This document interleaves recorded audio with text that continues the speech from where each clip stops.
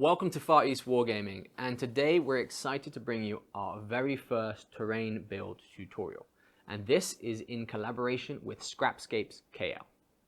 Now, the terrain for this week's tutorial you may have seen featured in some of our battle reports, as well as the scenery review we did a few months ago. The link to that video is in the description below.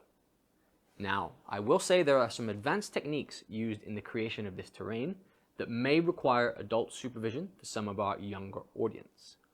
Also, in the creation of these spires, certain of the steps require a well-ventilated area. Now, without further delay, I'll pass it over to Pato at Scrapescapes KL. All right, thank you for the intro, Richard. So here you can see that our base material is going to be XPS foam, nothing too expensive, nothing too fancy. And the first step, as always, is going to be tracing the shape. It doesn't have to be perfect. It just needs to be for our reference. We're going to be doing a lot of cutting, so don't worry if it doesn't look very clean.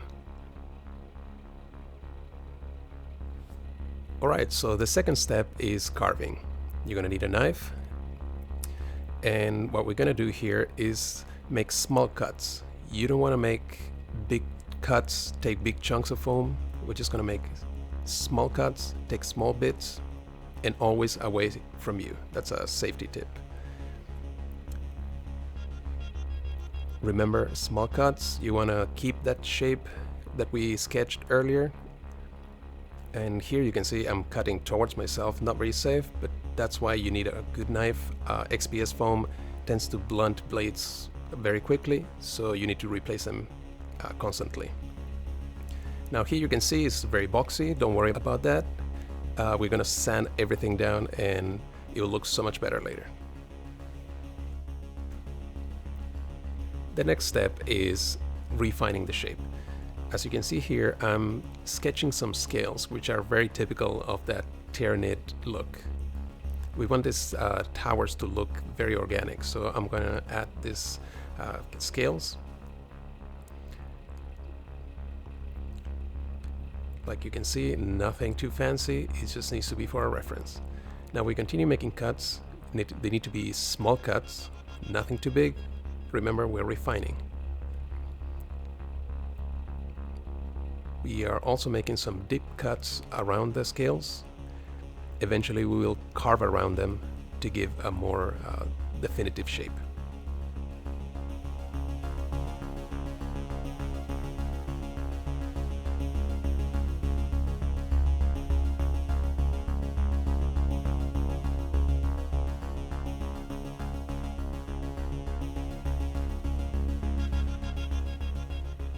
Here I'm going to start removing some of the bulkiness of the foam. As you can see, it doesn't look very organic at the moment, and I'm just peeling pieces away. Don't worry, we will fix that later, and it's not very difficult. Also, I'm going to take some chunks from under the scales, and we will eventually sand it all down so we can give it a very nice and refined shape. Now with some sanding paper, we're going to smooth out all the rough edges. And if you made any mistakes, this is a stage where you rectify them. It is very important that for this part you wear a mask because the particles from XPS foam can be quite toxic. Now we're going to start adding some organic features to our build. The first step is making some deep cuts. The goal here is that when we eventually apply heat to the build, the cuts will open up and give a more random and organic look. As you can see here, I'm using a torch, not a lighter. And here you can see how once the heat goes into the cuts, they open up, creating a very random and organic look. The goal here is to harden the surface by just applying heat over it. After applying some quick passes over the build, I'm going to start using some more focused bursts of flame. When you do this, you will notice that the foam starts melting and it will give this nice organic fleshy texture. It is very important that you do this in a very well ventilated area and ideally with a respirator. So here's the final shape of the capillary tower. What we're going to do next is glue it to a base, add some basic basing materials. In this case I use some rocks, some bark, and also a nice little detail which is rolled up milliput in the shape of teeth that I just glued in with a hot gun.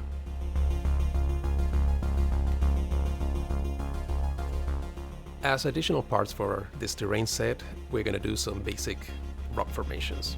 I'm going to use some of the spare parts that I have of foam, XPS foam, and the first step is going to be tracing. Same as before, it just needs to be a rough sketch, nothing perfect. We're just going to use this as a guideline. Here what I'm going to do is use a serrated knife instead of the sharp knife. The serrated knife gives a very nice and natural rock formation look. As you can see, I'm doing random cuts. We don't want the formation to look square.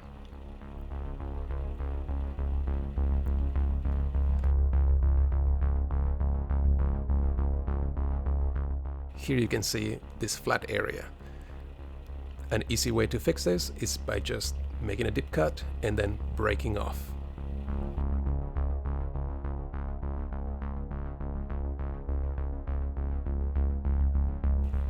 Now we want to get rid of these particles that are still hanging, and we're just going to use our fingers. The downside of using a serrated knife is that it leaves a lot of these particles. So what you'll have to do now is just pull them down with your fingers, and if you notice that pieces of the foam come off, don't worry, it will actually make your rock formation look even more natural.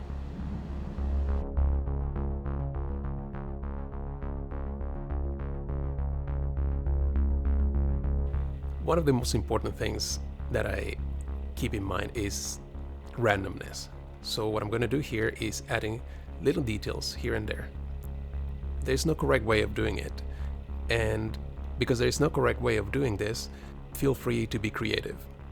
For example, here I just felt that this little rock needed a crack. Halfway through, I decided to make a hole.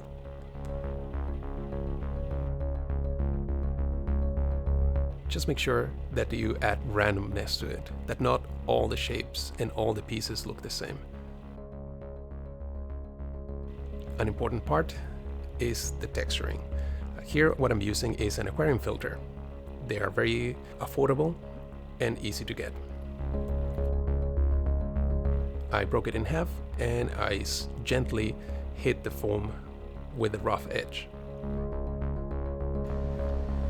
Depending on the strength and the angle that you hit the foam, you will get different results.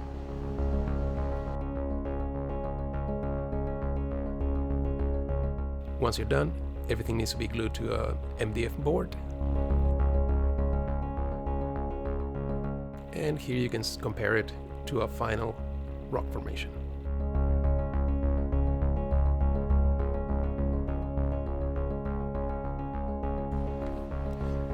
Now we're going to go through the process of sealing. Because it can be rather messy, we're going to change mats.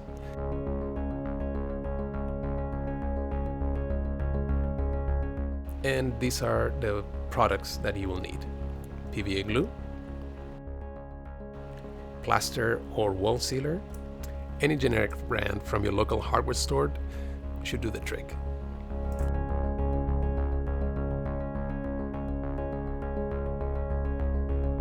And some water.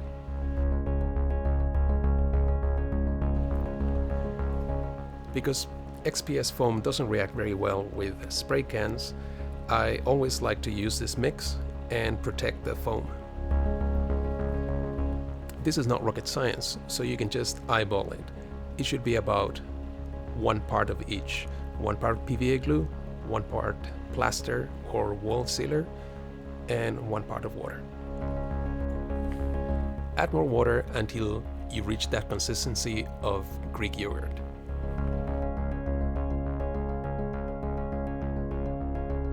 If the mix is too watery, it will require a few passes for it to completely cover your foam. It is always better if the mix is rather thick, and then what you would do is dip the brush in the water and then apply it directly on the build.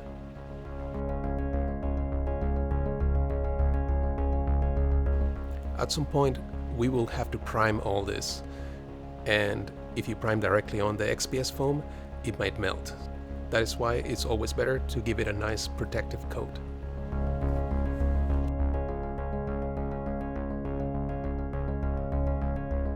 Now that we have finished sealing the pieces of terrain, we're going to start working on the basing. Any basing material that you have at hand should be good enough. In this case, I'm using some pebbles, some rocks that I just mixed before I apply them, just to give that random look. To glue all the basing material to the bases, I use super glue. Super glue is very corrosive when it comes in touch with XPS foam. That is why sealing the pieces is very important. Alternatively, you can use PVA glue. In my case, I prefer super glue just because it is faster. To complete that organic look for the terrain set, I'm going to use some Lotus pots. As you can see, the shape doesn't allow us to glue it properly to the base. So what we're going to do is carefully cut the bottom and glue it to the base.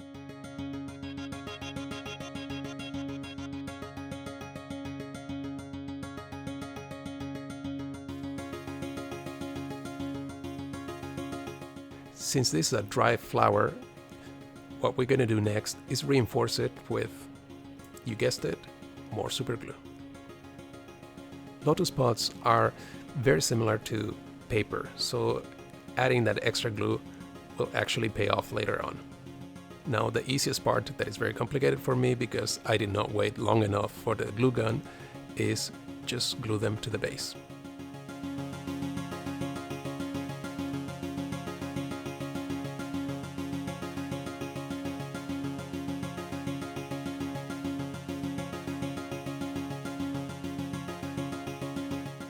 Add some extra glue just to reinforce it, and some more super glue on the top just so it hardens and becomes similar to plastic.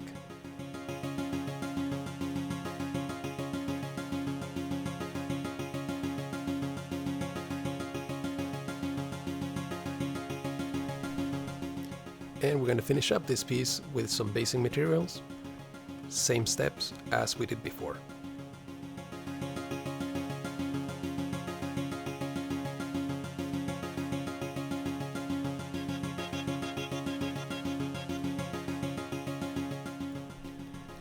As an additional piece, I built this little crater.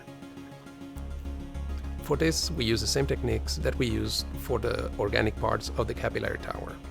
Also, I added some hot glue on the inside to give it an organic look. We finish everything up with some basing materials.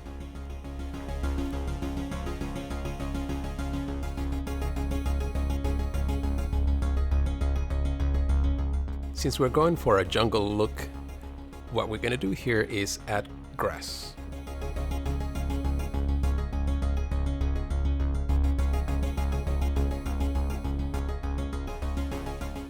In this case, what I'm using is a mix of sawdust and coconut fiber. If you cannot find coconut fiber, any other similar material from your local gardening store should do the trick. In this case, what we're going to do is apply a generous amount of PVA glue and then just sprinkle the mix on top.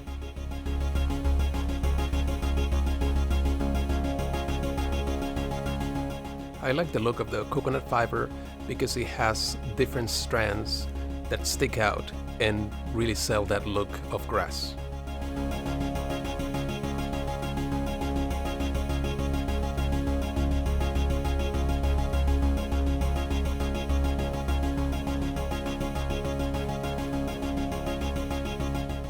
Finally, we're going to seal everything up with a mix of water and PVA glue. This will allow the grass to stick to the foam. It is very important that you find a bottle that actually sprays in a mist pattern so you get better coverage.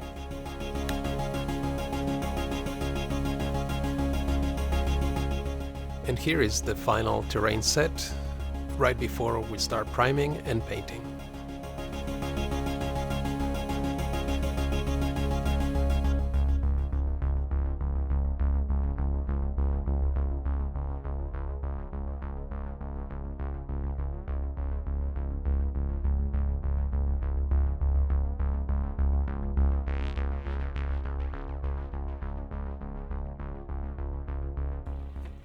I will not be going in detail on the priming process, but since we already sealed the foam, you can choose your own process. For me, I use a generic spray can from the local hardware store.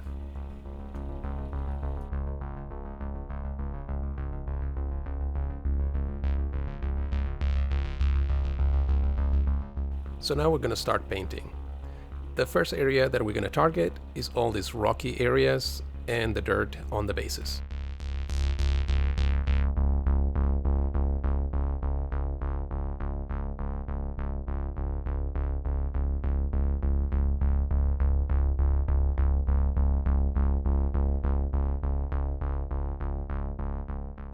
I personally prefer using affordable paints, anything that you can find from your local store.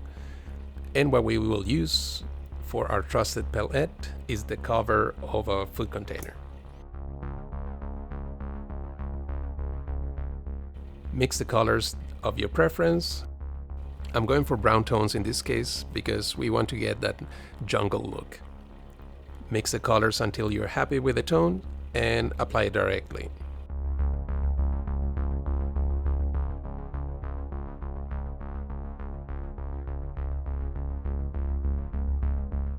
Don't worry if you mess it up, we can always fix that later.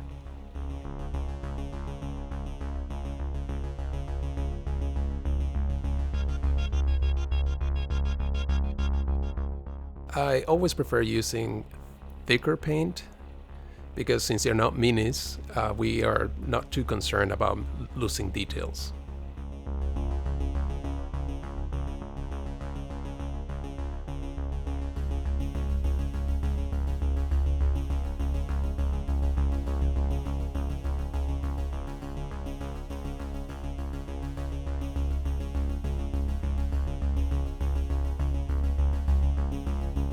Now we're going to repeat the process for all the scaly areas of the Tyranid towers.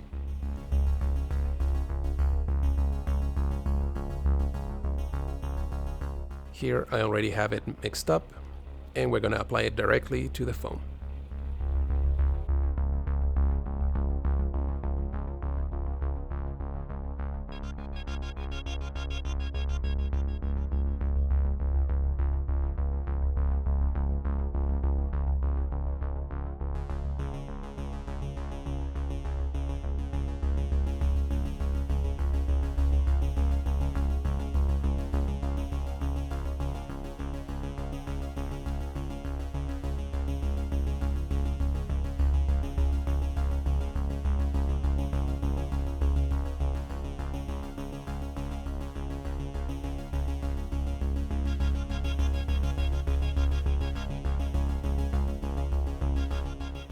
Like I said before, since these are not miniatures, we are not too concerned about the thickness of the paint.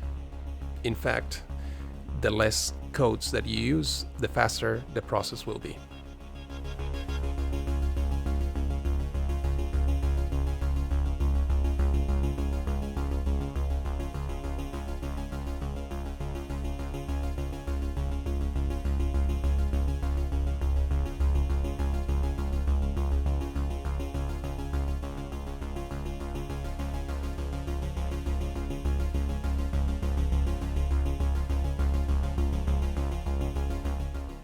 Here's a little detail that I added for these craters.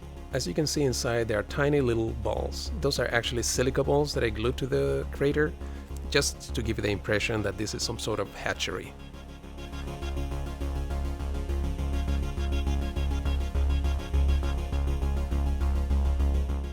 Now we're going to work on the midtones, using the same remnants of paint that you had before.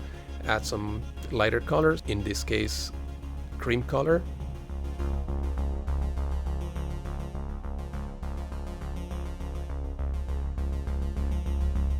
And we will use a sponge to dab the paint and pick up the edges.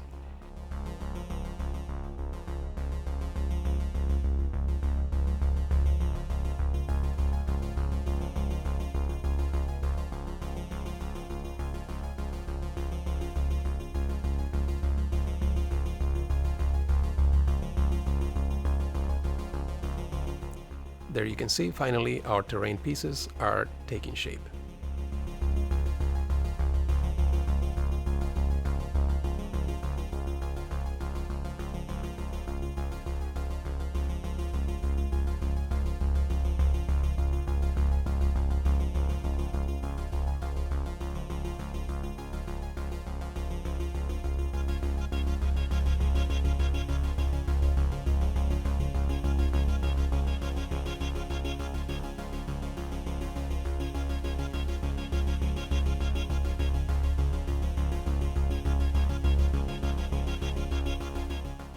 Now repeat the same process. We're going to take more of this white paint,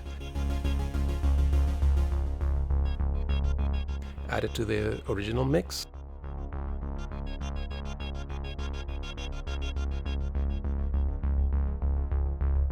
and we will use a sponge one more time to pick up the edges.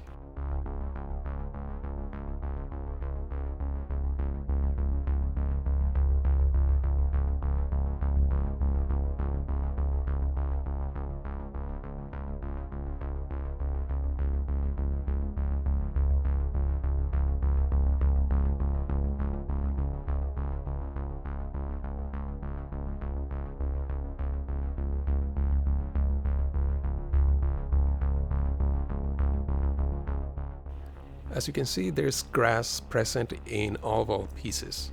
So what we're going to do is very simple.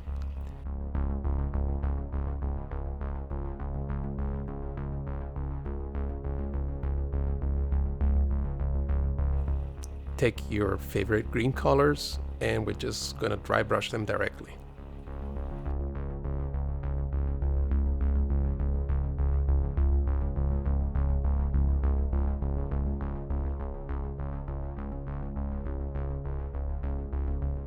For dry brushing, I prefer using Citadel paint as opposed to cheap acrylic paints. This is because I use it straight from the pot and it's a lot drier.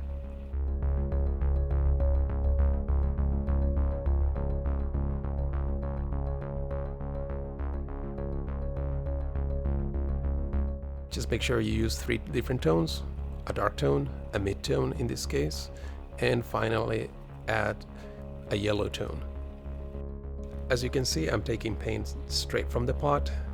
This is not advisable, but since these are dedicated only for scenery, it doesn't really matter.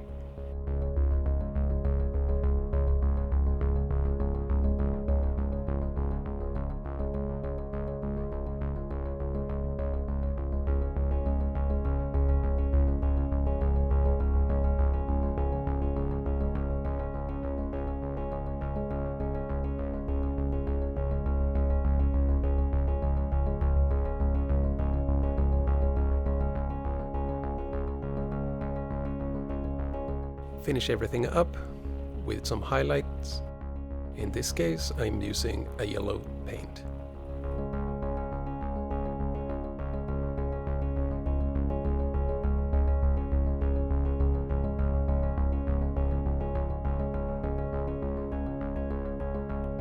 It is very important that you apply a generous amount of PVA glue when you glue the grass. Otherwise, during the dry brushing process, some of it might come off.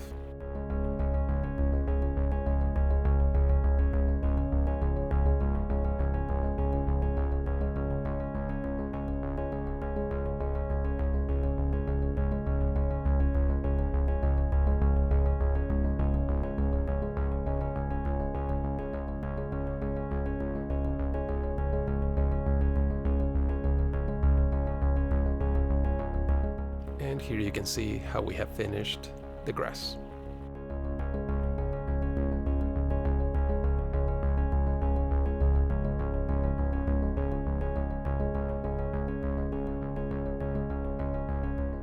It's a very simple process. Always remember, pick a dark tone, a mid-tone, and a lighter tone.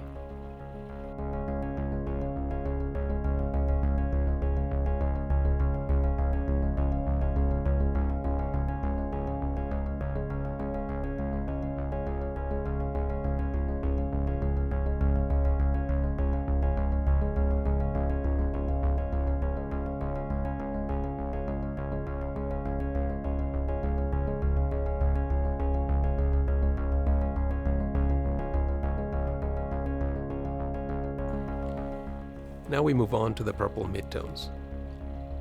Same as before, take your original mix and add a lighter tone to it.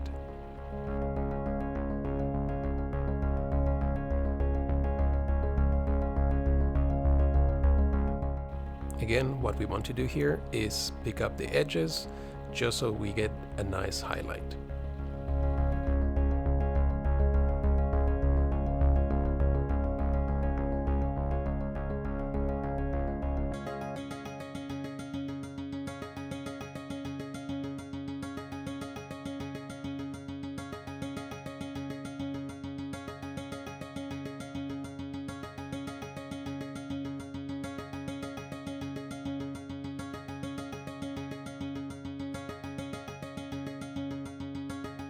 Personally, I prefer using a sponge for terrain painting because the uneven texture of it always gives a more natural look, as opposed to using a brush or an airbrush.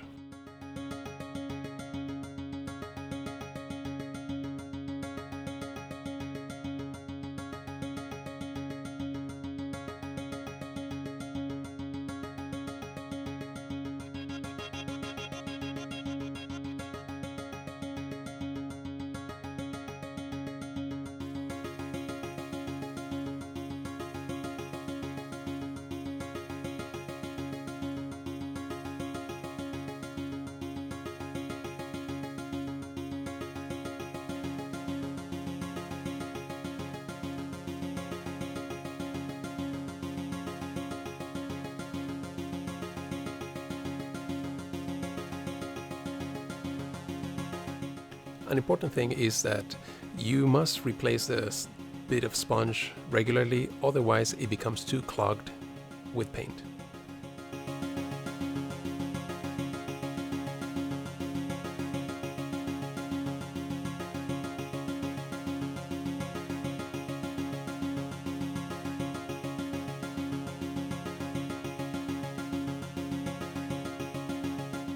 As you can see, I'm adding lighter and lighter tones. How light you go, it is entirely up to you.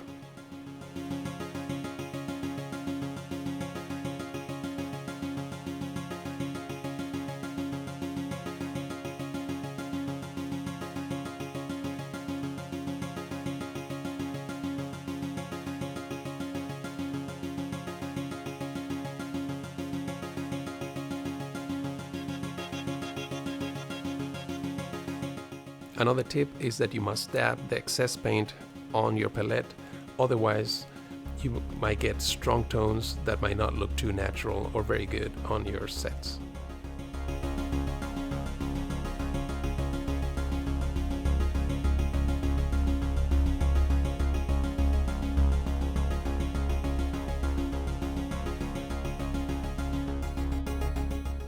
And we continue this process across all of the terrain pieces.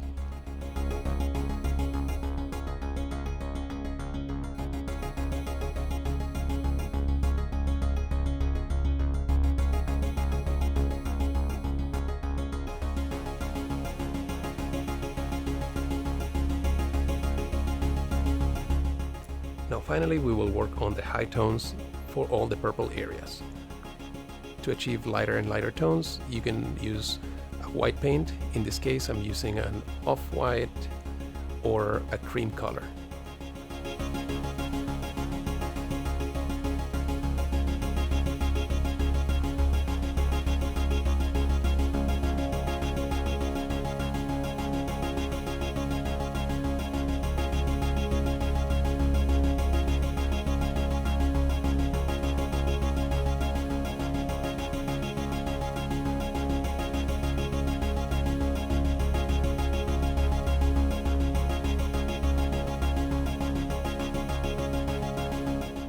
This is a variation of the edge highlight technique, and we're only targeting the highlight parts of our terrain pieces.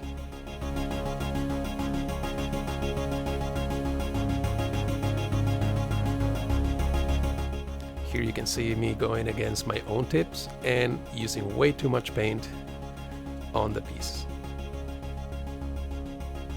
But don't worry, all this we can fix it later.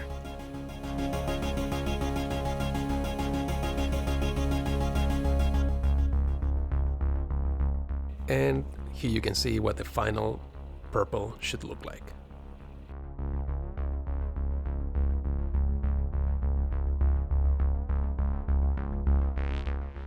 The final area to paint on the organic parts are the fleshy bits. So we're going to repeat the same technique that we used before for the grass, and we're just going to dry brush all over it. We're going to pick 3 tones, a dark tone, a mid-tone, and a light tone. As I said before, all these spots are used only for terrains, so don't feel too bad about them.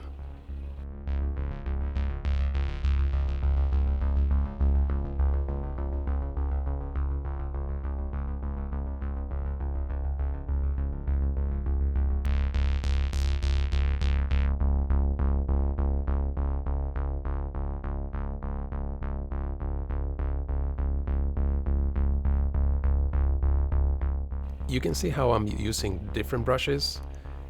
Any brush should do. This is just a makeup brush that I had lying around and decided to use.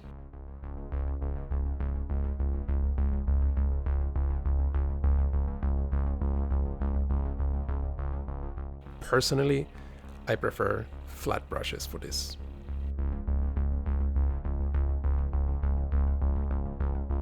And here is how the fleshy parts should look like.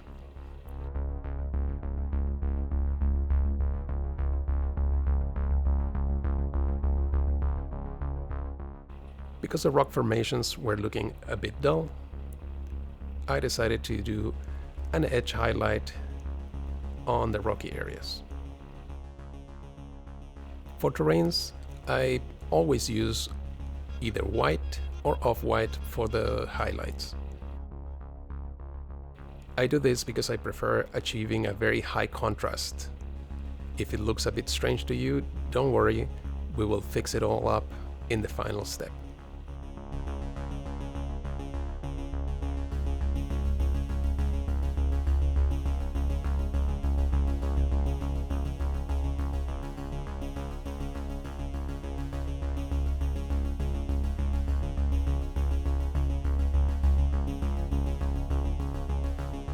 Here you can see a rock without the edge highlight, and here is how it should look once you're done with it.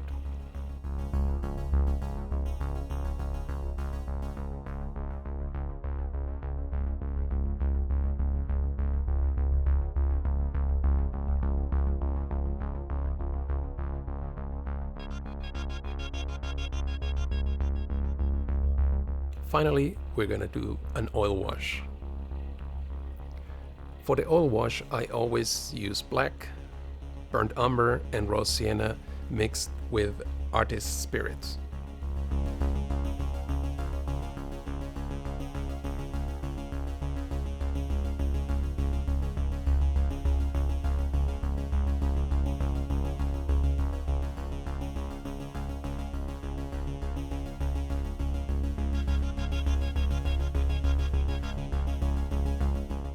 Like I said before, the strong contrast will look great once we apply the oil wash on it. I find that an oil wash gives it a very natural look as opposed to just using acrylic paints.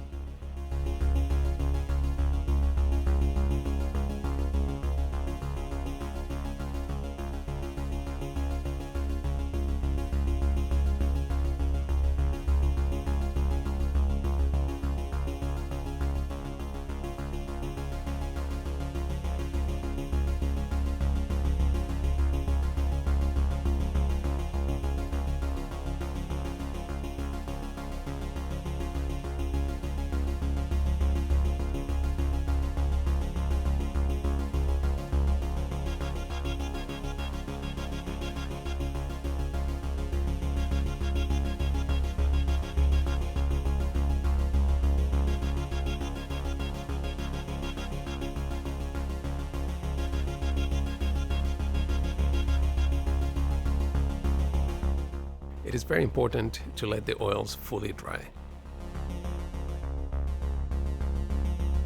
As a finishing touch, I decided to add some cheap aquarium plants, and I will apply them all across the base of the terrain pieces.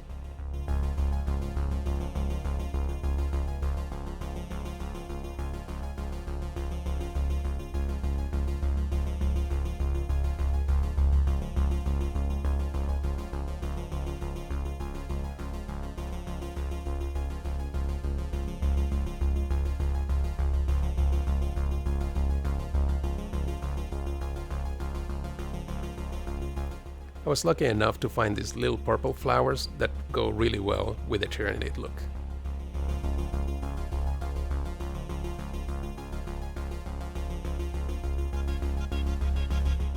Mixing and matching, you will really get that jungle alien planet look that we were going for.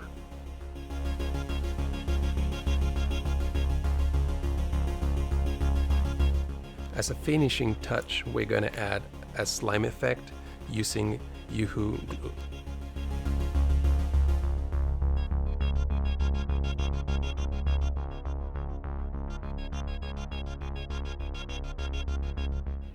You can add as much as you want, it all depends on the effect that you're going for.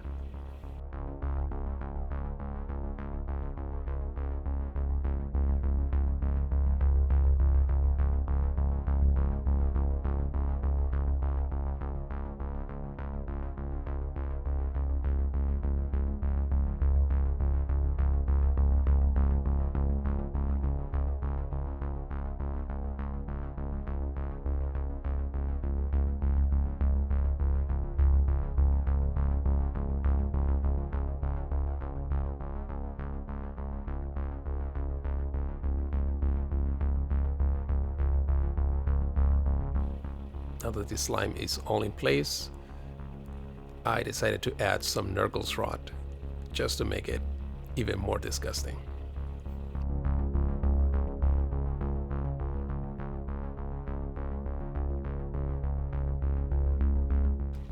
And here you can see the finished terrain on a battle terrain for Far East Wargaming.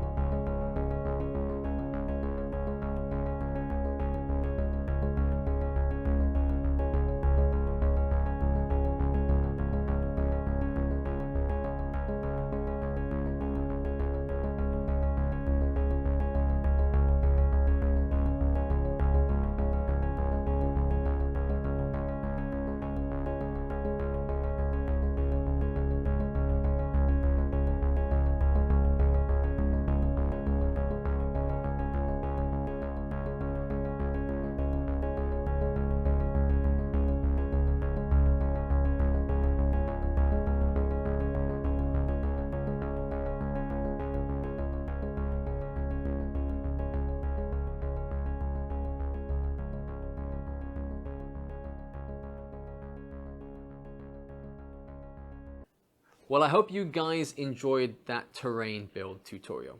If so, please hit the like button, and if you haven't already, subscribe and hit the bell icon to get notified of our future videos, because we are looking to bring you more terrain build videos in the future, as well as our regular battle reports and Heresy Thursdays.